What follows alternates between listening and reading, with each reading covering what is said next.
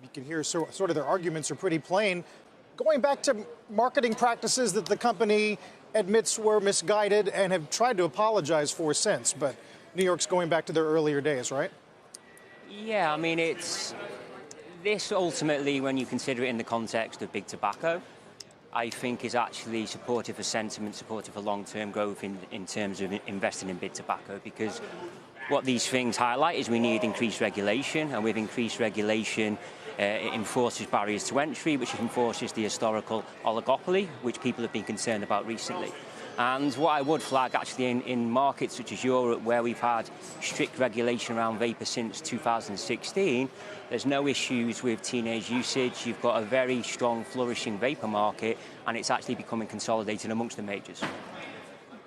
Implications for Altria now, or at least some of these new heated tobacco products?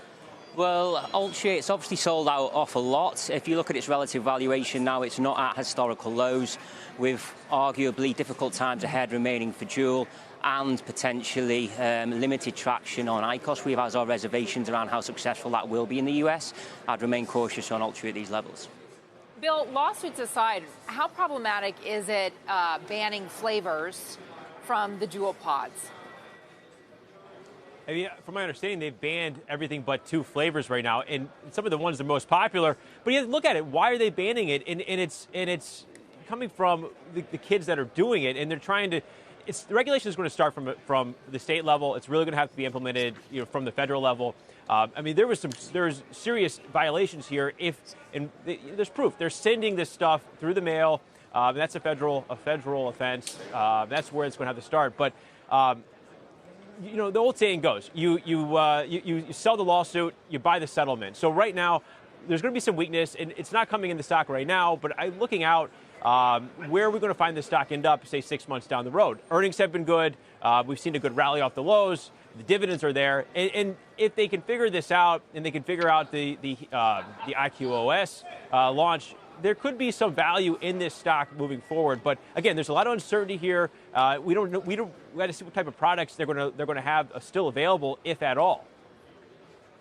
So where would you buy?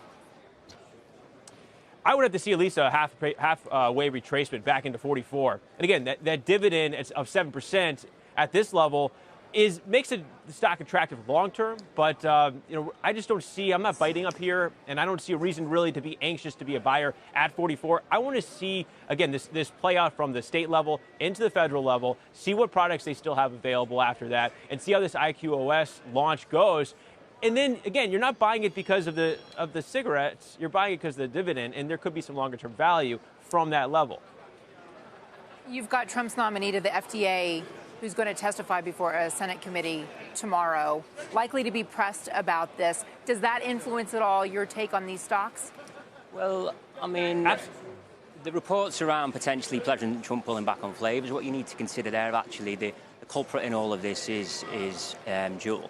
And actually, they've removed all their flavors apart from menthol and tobacco voluntarily. So, I mean, the actions that were going to be taken have already arguably been put into place by Juul themselves.